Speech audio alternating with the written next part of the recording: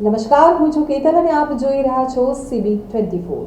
આગામી 7મી ડિસેમ્બરના રોજ BAPS કાર્યકર સુવર્ણ મહોત્સવની ખાસ ઉજવણી અમદાવાદના નરેન્દ્ર મોદી સ્ટેડિયમ ખાતે કરવામાં આવનાર છે।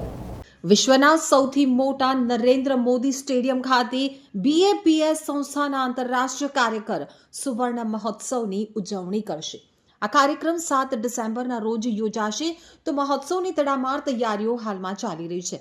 આ મહોત્સવમાં વિશ્વના 30 દેશોમાં સેવારત BAPS કાર્યકરો ભાગ લેશે। આ માટે 1 લાખથી વધુ કાર્યકરોનું રજીસ્ટ્રેશન પણ થઈ ચૂક્યું છે। તો વિશ્વના સૌથી મોટા નરેન્દ્ર મોદી સ્ટેડિયમ ખાતે BAPS કાર્યકર સુવર્ણ મહોત્સવની ઉજવણી માટે 1 લાખ કાર્યકરો ઉમટશે।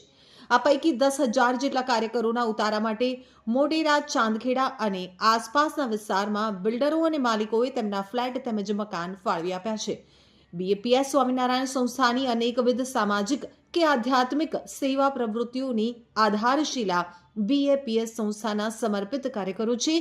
આ કાર્યકરોની નિસ્વાર્થ સેવાઓને બિરદાવવા માટે પરમ પૂજ્ય મહંત સ્વામી મહારાજની નિશ્રામાં જાન્યુઆરી 2024માં સુરત ખાતે ગૌરવ વધતા BAPS કાર્યકર સુવર્ણ મહોત્સવ પર્વનો મંગલ આરંભ કરવામાં આવ્યો હતો। આ મહોત્સવના ઉપક્રમે સંસ્થાના અનેકવિધ કેન્દ્રોમાં મે તથા જૂન મહિના દરમિયાન સંયુક્ત યુવા, બાળ, મહિલા, યુવતી, બાલિકા પ્રવૃત્તિના કાર્યકરોને નવાજતા અનેક કાર્યકર અભિવાદન સમારોહ યોજાયા હતા। તો 7મી ડિસેમ્બર અને શનિવારે સાંજે 5 થી 8:30 સુધી ચાલનાર આ રંગારંગ કાર્યક્રમની મુખ્ય થીમ 3 વિભાગમાં અદ્ભુત પ્રસ્તુતિ દ્વારા વ્યક્ત થશે।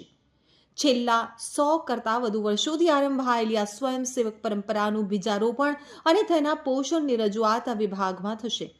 એક નાના બીજમાંથી વટવૃક્ષ બનેલી આ સ્વયંસેવક સેવાઓ ભારત અને વિશ્વભરમાં કઈ રીતે વ્યાપી, અનેક વિપરીત સંજોગોના વાવાઝોડા વચ્ચે પણ કર્તવ્યનિષ્ઠ રહેનાર કાર્યકરોની રોમાંચક ગાથાઓ આ વિભાગમાં પ્રસ્તુત થશે।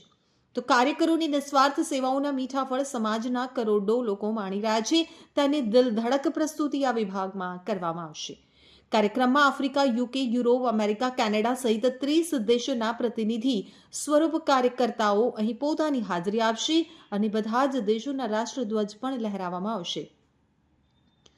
તો વિવેક જીવન સ્વામીએ વધુમાં જણાવ્યું હતું કે વર્ચ્યુઅલ માધ્યમથી દેશના વડાપ્રધાન નરેન્દ્ર મોદી પણ સંબોધન કરશે તથા રાજ્યના મુખ્યમંત્રી ભૂપેન્દ્રભાઈ પટેલ અને કેન્દ્રીય ગૃહમંત્રી અમિત શાહ પણ પોતાની રૂબરૂ હાજરી આપી ઉદ્બોધન કરશે।